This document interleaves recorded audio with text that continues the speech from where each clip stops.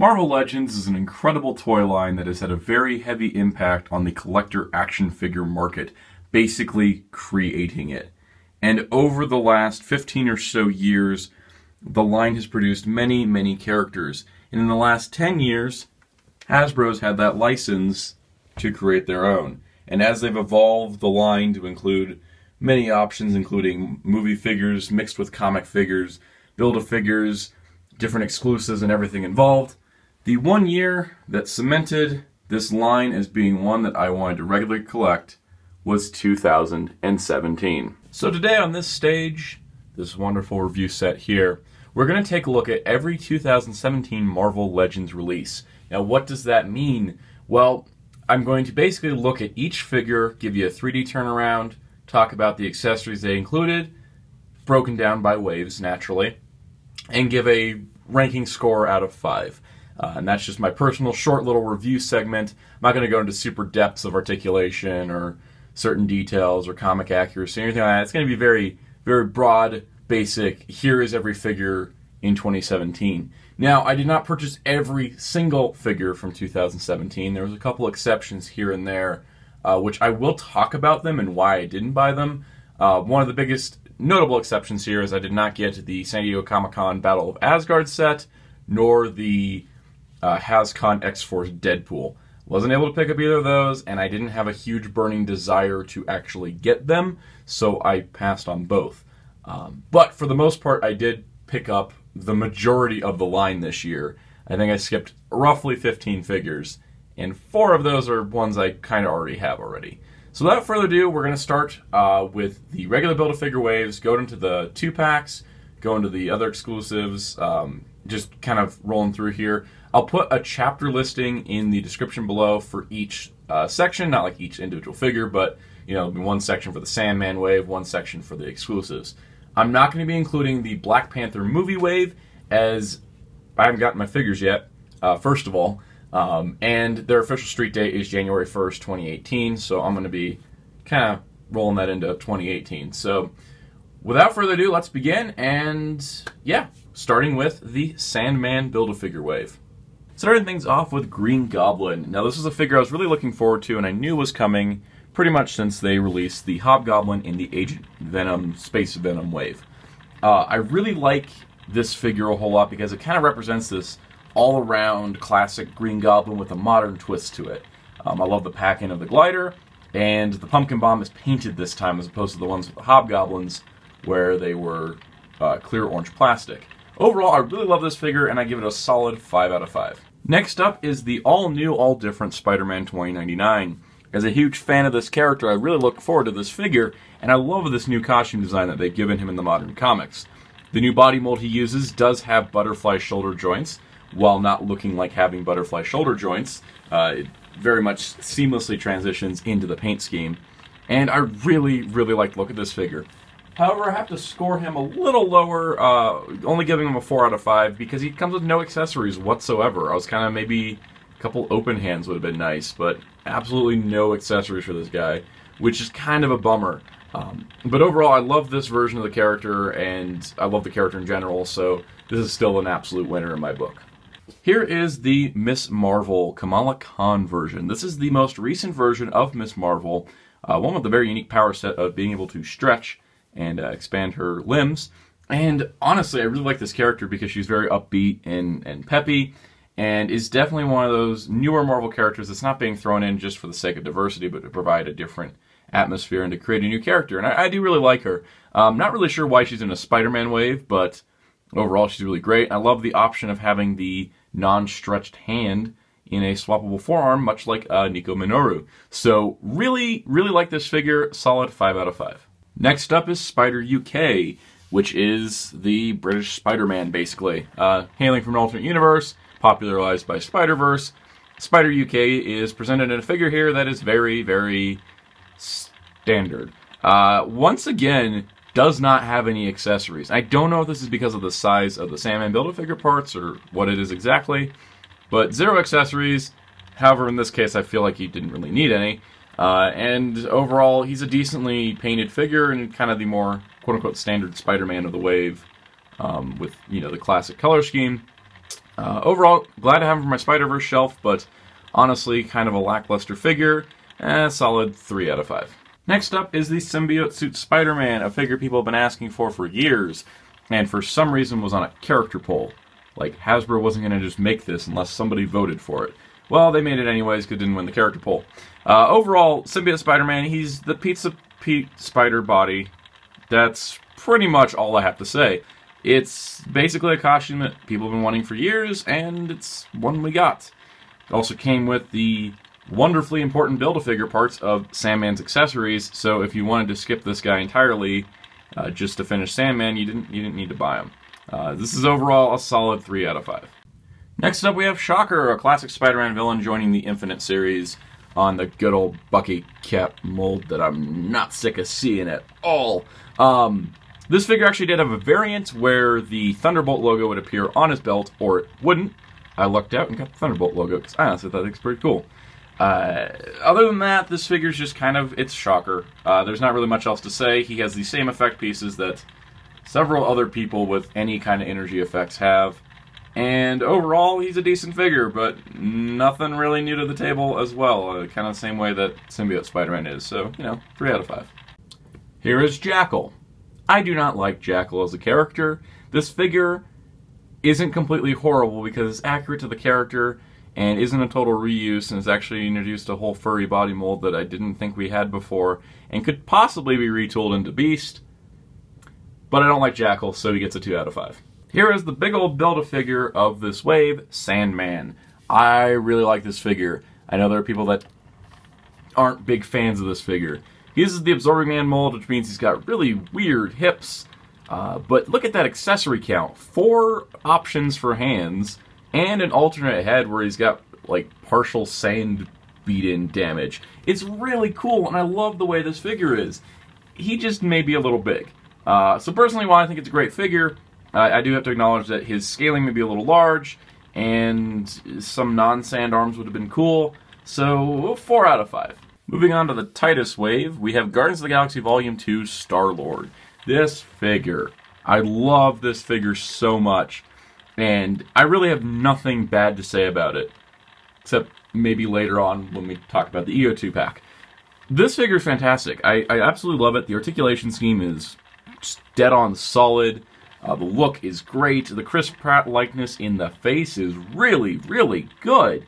It's one of those things where it doesn't portray well in photos, but having it in hand, you're like, damn, that might be a tiny Chris Pratt.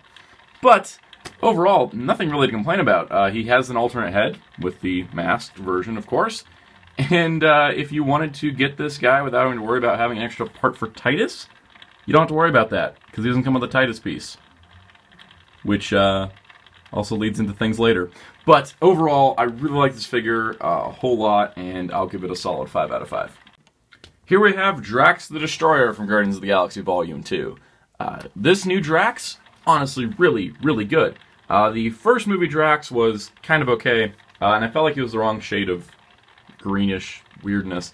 This figure's much more spot on. The face is great, he's screaming, 2 daggers, plus the shoulder launcher that he actually used in Guardians 1, plus the Build-A-Figure piece for Titus. Honestly, just a really solid figure. Here we have Yondu from Guardians of the Galaxy Volume 2, a figure a lot of people wanted from the first movie and is finally made here. Wonderful little details here. I love how we have 2 different expressions on the 2 different heads. It's not just the same head with the different fin. It's actually 2 different heads completely. He also has the arrow with a little energy trail effect, which I think is super cool. It has started to droop over time. It used to stick up a little bit more, but that's what happens with age. And that's pretty much all I gotta say on this figure. Some limited articulation points, kind of gives him a solid 4 out of 5 rating. Here we have Sam Alexander Nova, aka Kid Nova, who people have been wanting for a little while, and was the one I was actually really looking forward to, and overall is kind of an underwhelming figure. The problem with this guy, much like with the original Richard Rider Nova that they released for the Guardians of the Galaxy Volume 1 wave, is that he has no accessory pieces. He's got his little buddy there, but he doesn't have any energy effects for his Nova Core powers. He doesn't have any like alternate head schemes, anything. He's just, here he is.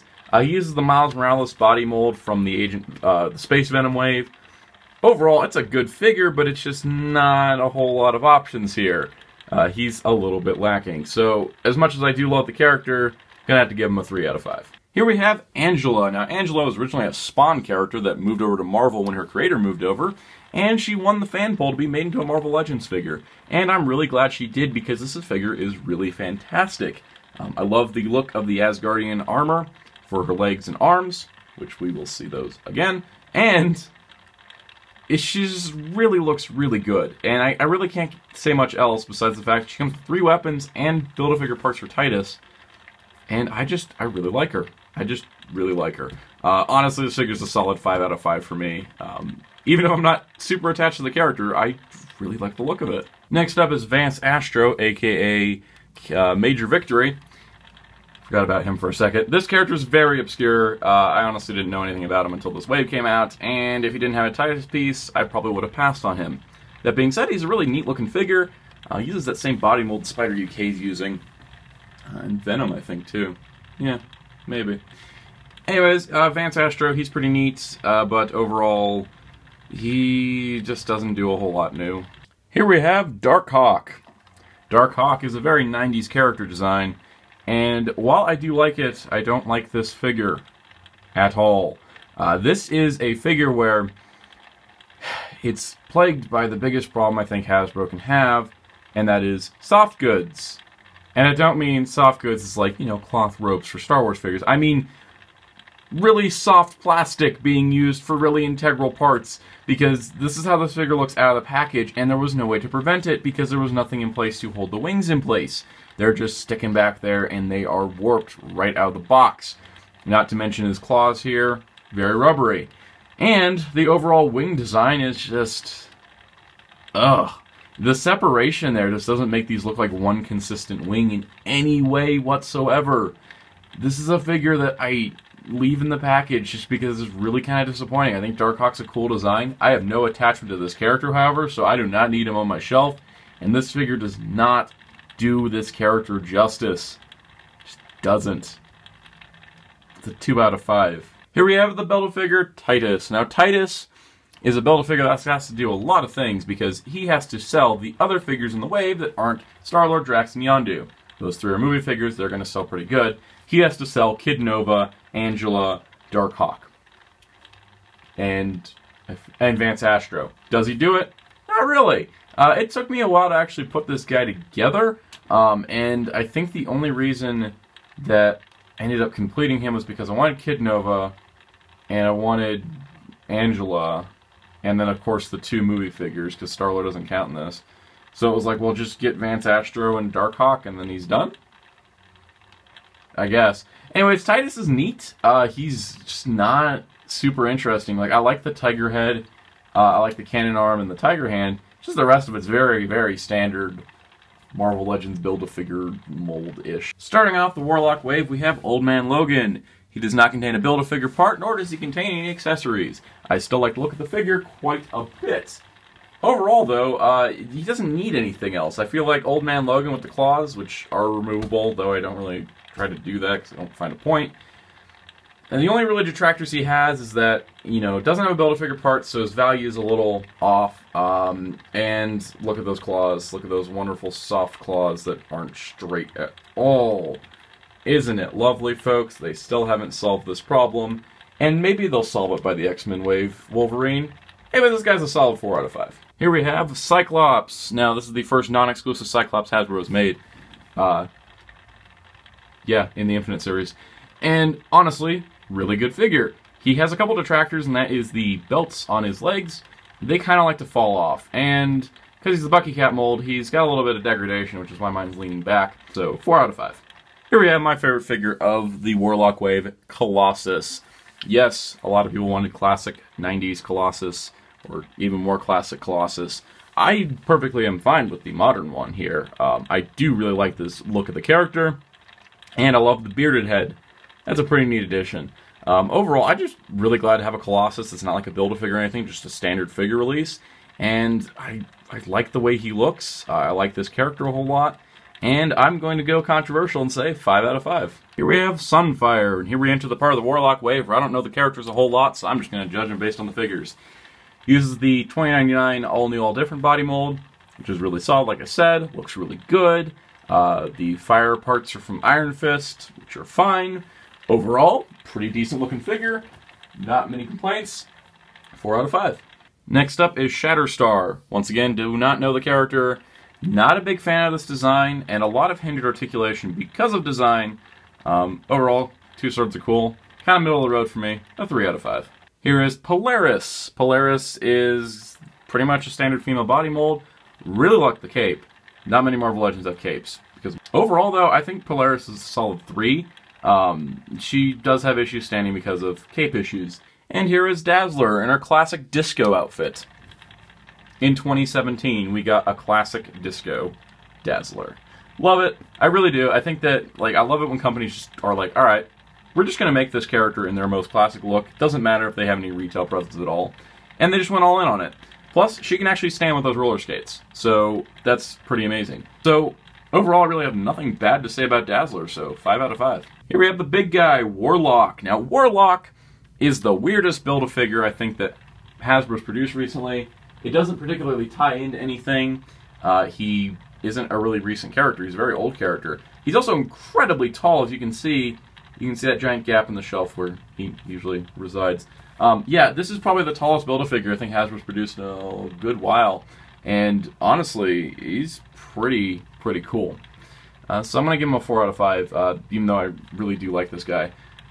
And he's also the reason the X-Men live on that shelf, and not any of the others, because it's the only one that's tall enough for this guy, who is super tall. Alright, so here is the Spider-Man Homecoming Stark Tech Suit Spider-Man. This is part of the Vulture Wave, and it kicks it off in a very grand style.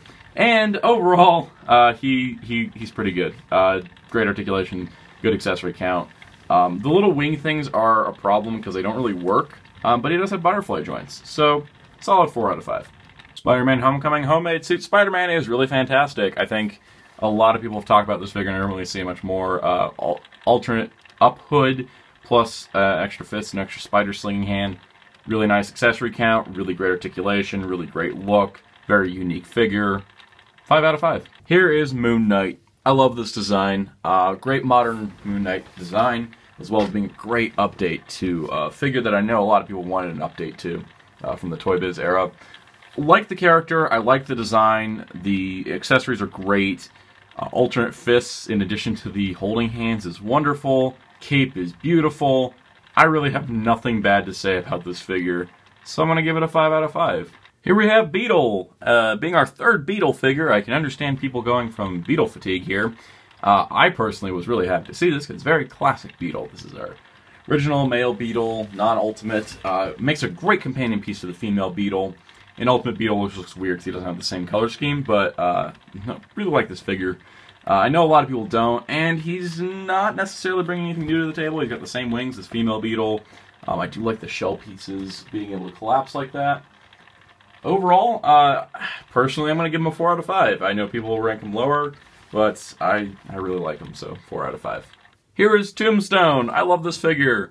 This figure does have a couple detractors. One of them would be loose straps, much like with Cyclops. Overall, love the facial expression. It's just dead on Tombstone. And I know people did want the business suit version as opposed to the jumpsuit version. I don't really mind either way. I'm just happy we got a Tombstone figure. And honestly, I'm going to give him a 4 out of 5. Here we have Cosmic Spider-Man, my least favorite figure of the wave, only because Cosmic Spider-Man as a character is kind of boring, and I'm not really attached to Captain Universe, and I don't really need a bearded Peter Parker head in my life, but hey, he's got 3 heads, that's pretty neat. He's the Spider UK body. That's about it. I really have nothing else to say. He's middle of the road, 3 out of 5. He was sold on his own for very good reasons. He's honestly a pretty solid figure. I really have no complaints, but he is kind of lacking his biggest detail, and that's his wings.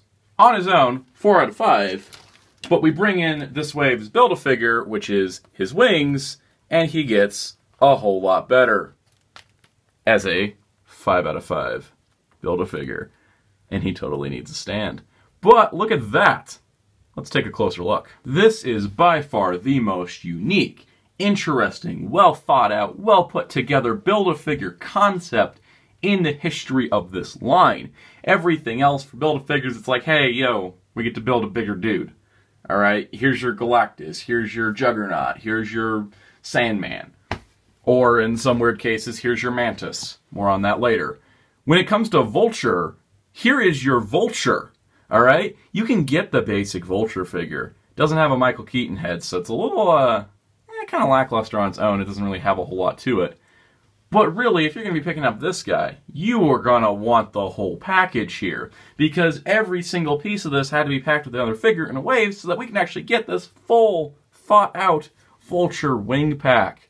And it is beautiful. The paint applications are wonderful. The sculpted detail is great. It's actually fairly articulated. It's really accurate to the film. It includes a stand to make sure he doesn't fall over. This is wonderful. I love this so much. If I was not rating on a 5 out of 5 scale, I'd give this guy a 10. But he has to be a 5 because that's the scale I put it on. And I'm not going to cheat and say he's a 10 anyways. But in my mind, he's a 10. Going from very large to very small, we have Rocket Raccoon from the Guardians of the Galaxy Volume 2, Mantis Wave. Now, this guy is actually really small, but it's appropriate because it's Rocket Raccoon. He does come with a Baby Groot, this one in the Ravager's costume, as well as an alternate head, so he's got kind of a snarling expression, more of an open, crazy, I'm going to shoot guns expression that I'd mostly keep on him. Surprisingly, has a huge amount of articulation for a little guy, and is so much better than the 2014 Rocket figure. And I'm really impressed with it, so he gets a solid 4 out of 5. Here is Guardians of the Galaxy Volume 2, Gamora. Now, Gamora in the first Guardians line didn't look like Zoe Saldana at all, while this one looks so close to the actual actress's likeness, it's kind of scary. It's really, really well done, and is the first shift into the digital face printing technology that Hasbro starts using from here on out for their live-action characters. Absolutely stunning figure, 5 out of 5. Here we have Nebula from Guardians of the Galaxy Volume 2. Very, very nice looking figure. Much like with Gamora, they really nailed the facial likeness. This looks exactly like Karen Gillan as Nebula. For me, I think the arms are a little long. I do like the alternate robotic hand. That whole forearm piece swaps out, which is really cool. But yeah, I think the arm's a little long, articulation's a little wonky, so not a solid 5, but a good 4 out of 5. And here we have Star-Lord. I'm not a huge fan of this figure. I think the body is fine with the trench coat. That was his other major look in the movie. You didn't have to buy the one from Titus if you knew that this one was coming with a Mantis piece, so you kind of have to double dip on Star-Lord if you didn't want to. However, where I really praise the Chris Pratt likeness on the first Star-Lord, this one looks almost absolutely nothing like him. It's got more accurate facial hair sculpting, but the face is just super goofy, and I don't think it captures the actor's likeness at all. Honestly, kind of a disappointment, and is one of 3 Star-Lords we got this year in Marvel Legends alone. So he feels a little redundant. 2 out of 5. Here is Adam Warlock. Now, Adam Warlock's one of the few comic-based figures in the Mantis Wave. I absolutely love this figure. It's the modern Adam Warlock design, which makes him a Guardian of the Galaxy for that period of time. He's got 2 energy effects, which are kind of the same as Shocker and Polaris and all that. Plus an alternate head, so he's got the Kree skin color, which is really cool. Really like this figure. He is a 4 out of 5. And then there's Ex Nihilo. I don't like this figure whatsoever. I don't think he's a good design. I don't think he's an important enough character. And honestly, personally, I don't have any attachment to him. And so I have to look at him from a complete, strict figure standpoint. He is Venom with a different head. That's it. This figure is just so undesirable to me that I never even opened him. I took the Mantis part out, stuck him back in the box, and that was the end of the day. And for that reason, 1 out of 5. The last figure of the wave is Death's Head 2. Death's Head 2 did not come with a Build-A-Figure piece from Mantis, and it's not the correct Death's Head. I'm sorry, I'm not a fan of Death's Head 2. I want original Death's Head, so I had no reason to pick this figure up whatsoever, and I think that they really should have made Death's Head 1, or make Death's Head 2 the Build-A-Figure, make Mantis a single figure, whatever it is. Didn't pick him up, didn't buy him, can't really rank him officially. Personally, 1 out of 5, but official ranking, nothing. Here we have Mantis. Now, Mantis from Guardians of the Galaxy Volume 2 is the Build-A-Figure. Much like the Jubilee from the Myth X-Men wave that sort of existed for like 5 seconds, and Okoye from the upcoming Black Panther wave, she is a regular-sized figure that was split among 6 figures to build. Why is that? Because she's from the movie and Guardians is popular, so they figured let's make Mantis the Build-A-Figure. It'll get people to buy figures like Adam Warlock and Ex Nihilo, or Nex Nihilo. I don't even care about that character enough to get his name right. Overall, Mantis is a very good figure who has a lot of balance trouble, specifically because of her feet and her long legs. So she's a solid 4 out of 5 for me. Checking off the Marvel Knights Man-Thing wave, we have Daredevil, as featured in Marvel's Daredevil on Netflix for Season 2. Not a super huge fan of the show, so this is mostly something I was picking up to get Man-Thing, and I actually do really like it. It's a good figure, it's a solid design, solid articulation, and he even comes with punching hands, so that's really cool. Yeah, 4 out of 5. Here we have Marvel Netflix Elektra from Daredevil Season 2. A very nice figure. I must say, it's a very good figure. It uses the same gene mold as Jessica Jones and Mary Jane Watson, which we'll talk about soon. Has an unmasked head, twin size, and yes, I agree, the arms look weird. And the reason why is because they're the same arms as, say, Miss Marvel back there, who is a comic figure, and this is a live-action figure. Doesn't always work out when they mix live-action parts with comic parts because of the different proportions. Overall, Elektra's a good 4 out of 5. Here's Punisher from Daredevil Season 2. Very nice looking figure. It's not the current design that he's using in his own series. However, he looks really good. This is a really nice Punisher figure. I love the jacket look. Love that he has 2 guns. Articulation scheme is really, really good. And his face sculpt is absolutely fantastic. It looks just like his actor. This is a really great figure and definitely the best of the Netflix figures in this wave. 5 out of 5. Here we have Jessica Jones from Jessica Jones and the Defenders. This is a very nice looking figure. Face sculpt, really great. Face paint, really good. Reuses some parts like the jean pant mold, female jean mold, as Elektra and Mary Jane. No accessories, which is a big detractor. Would have liked to seen the scarf included, especially since people have been able to customize the Jyn Erso scarf from Star Wars The Black Series to use on here. Hasbro could have done that themselves, and it would have added to the figure a bit. But as it is, Jessica Jones is a very middle-range figure at 3 out of 5. Here we have Blade, one of the 2 comic-based figures in this wave, and one of the ones I was really looking forward to, but is a huge letdown. I don't know what was going on with this figure, but his hips are backwards or something? They don't work. He has a sword, which is nice. The alternate head would be a nice inclusion, but I'm kind of annoyed that it's just the same face with a different haircut. Like, could we have gotten a different expression? That would have been really, really cool. But overall, Blade's kind of let down, 2 out of 5. On the complete opposite side of the spectrum, Bullseye is amazing. Let's see, we got 2 alternate hands, one that includes a knife-throwing effect, the other is a classic comic cover representation, an alternate head, which gives him a completely different look, a knife and a gun that actually store in the holsters, and an articulation scheme that is absolutely flawless because thanks to that new body mold from All New 2099. This is a great, great figure. 5 out of 5. Here we have the Build-A-Figure from the Marvel Knights wave, Man-Thing. This Man-Thing is really great. As a character that not many people were expecting to ever get remade, and we're just going to have to be stuck with the Toy Biz one, this figure actually is really good. The only downside to him is that he is a Build-A-Figure, so you have to buy a lot of figures to get him, but he's very menacing in size. His whole body sculpt is great, and I love the rubber coating on it. It kind of gives that swampy feel, similar to what Mattel tried with DC Universe Classic Swamp Thing, and failed because of overall structural integrity issues with the chemical balance. So hopefully that doesn't happen to Man-Thing here, because he's really good, and should be retooled into Sasquatch here soon. Maybe we'll get Wendigo out of it. Anyways, Man-Thing's a 4 out of 5. Starting off the Gladiator Hulk wave based on Thor Ragnarok, we have Thor in his Gladiator Arena outfit. Really nice figure, great articulation, 2 swords, really looks good. My only really complaints about him is that he's kind of unnecessary if you're going to be trying to collect the entire team of the quote-unquote Revengers, because there's a different version of him in a 2-pack, which I think is a better version. But still, this is a really nice figure, 4 out of 5. And then we have Hela. Hela is amazing. While based on the movie, she could easily fit into a comic-based shelf if you're using the headdress. And her unmasked head is so spot on to Cate Blanchett's likeness, it's kind of scary. This figure is really great, articulation is solid, and a brand new mold we probably won't see again. If you're wanting to collect Hela for either your MCU or comic display, this is the one to get.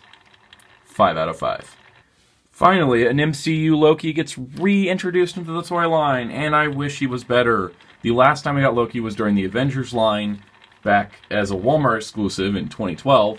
And this Loki, overall, he's kind of lacking. No daggers, no additional weapons. Face sculpt's really great, and the helmet is removable, which is nice, but other than that, he doesn't have anything going for him much, and he's got some standing issues because of his design, so little lackluster here, but overall it's nice to have a Loki. 3 out of 5. Here is Thor. Now, Thor here is the Jane Foster version of the character, most recent Thor in the comics, and this is a very nice figure. She has bicep swivels, which is nice for female figures, which doesn't happen very often. Articulation's great, cape does not get in the way. Really no major complaints. Overall, I think she could have included maybe one more accessory, but she has a mostly unique mold, and everything's pretty sculpted on the armor except for the abdomen. So other than a couple other minor things, this is a solid 4 out of 5. Here we have Odin's son. Now this is not the unworthy Thor, like a lot of people have said. This is actually a young Thor. Young Thor Odin's son, before he was Thor. And honestly, not a bad figure, not super attached to it. Probably, I think this guy should have been in the box set, and the unworthy Thor should have been in the Wave, because that's kind of what people associate when they see the Jane Foster Thor. But at the same time, makes her stand out. Not a bad figure, 4 out of 5. Ares is amazing. This former Build-A-Figure from 2008 has found new life in the Thor Ragnarok Wave as a $20 figure that also comes with another Build-A-Figure part. This is kind of amazing this has happened, and it leads to the possibility maybe we can get Ronan the Accuser re-released. We could get, you know, some of the older Build-A-Figures that are made by Hasbro that are still good today, but are just impossible to find for decent prices. It just opens up so many possibilities. And on top of that, they gave this guy a new weapon, new paint scheme, kind of updated him towards more modern design, and overall, it's just a stellar figure. And I really like him, and I'm super happy he's in this wave, and I'm super happy this happened, and he gets a solid 5 out of 5. Hulk Smash. This is an amazing figure. Gladiator Hulk is going to be made multiple times from multiple different companies, but by far I think the most affordable is actually this figure. Most of the Gladiator Hulks in this scale for like Mafex, or I don't think Mafex is doing it, but SH Figuarts is doing one, and Mezco is doing one. They're all around the $120 range anyways, so with this at least you get 6 cool figures. Honestly, really love this Hulk figure. The only thing I think I would change is maybe give him a rage expression instead of the calm expression. But other than that, this is great. I love the body sculpt for this Hulk, and I hope that they use this for a comic-based Hulk in the near future. I have the Marvel Legends 14.5-inch Hulk, who is amazing, and I want to see something like that applied to the 6-inch scale. Overall, this Hulk gets a 5 out of 5. Now, moving on to the Marvel Vintage Wave. I only own 2 of these figures, but we'll get into that in a second. Starting off with Iron Man, this is a re-release / retool of the Epic Heroes Iron Man from Return of Marvel Legends, which is the Neo-Classic armor. I love that armor design. This isn't the greatest figure. He's got a lot of lacking articulation points, but overall, I'm pretty happy with him. He's just not the greatest figure, so he's a 3 out of 5. I do like the added blast effects for the boots, and I like how they swapped out some parts to make him a little bit more unique from the previous release. Doesn't this Punisher look great with all these weapons? Well, I wish I could tell you he came with all of them. The only problem with Vintage Wave Punisher is that he only comes with this giant gun, which is a repaint of Drax's, and then the alternate head, which has the nice 5 o'clock shadow plus red bandana look. And I really like this figure, it's just he needed a couple extra guns, I think. Ones he could actually hold, he has trouble with this cannon. So I gave him a couple guns from Deadpool, and I'm not really going to take them off right now. This figure's gone through some weird changes. There's some versions that have 2 trigger fingers, like mine, some that only have 1, some that have none. But overall, if you're going to be picking up a Punisher these days, if you're not a big fan of the Jim Lee Punisher that was a Walgreens exclusive, or if you missed that figure completely, it's probably your best option for a classic Punisher. And I really like it, so I'm going to give it a 4 out of 5. So I don't have Vintage Wave Spider-Man, as I have the original Pizza Pete figure. Basically, Vintage Wave Spider-Man is the same figure. Unmasked head, pizza slice, a couple extra hands, not as many as this one, but still it's a good re-release if you missed out on this Spider-Man. I really like this guy, though it's not my favorite comic-based Spider-Man. More on that later. Vintage Wave Wolverine is the same as the Juggernaut Wave Wolverine you see before you, except they added hair on the arms, they gave him an unmasked head with a hood down, which is kind of a reuse from a previous exclusive Wolverine. They also gave him a lighter brown costume. It's the more definitive version of this costume Wolverine, but since I already have this guy, Old Man Logan, and there's the Tiger Stripe Wolverine coming out next year, I didn't feel like I needed to get it. But if you never got this figure, that Vintage Wave figure is absolutely perfect. Absolutely perfect. Vintage Wave Captain America. is the same as the Red Onslaught Wave Captain America you see before you. Does not have the Cap Wolf head, but does have the throwing shield piece from the Abomination Wave Captain America, and they added the chainmail look to the costume. Really nice version of the figure, really good classic cap. Overall, I didn't need it, but really cool figure. And then there's Vintage Wave Black Widow, who is the only quote-unquote new figure, but she's got reused parts from a 2007 Black Widow. She's on the standard body mold, and she uses this Mary Jane Watson's head repainted. So it's not really new, but if you want a classic Black Widow, it's probably the way to go. I'm personally going to be waiting for the Ultimate Riders series Black Widow coming out next year.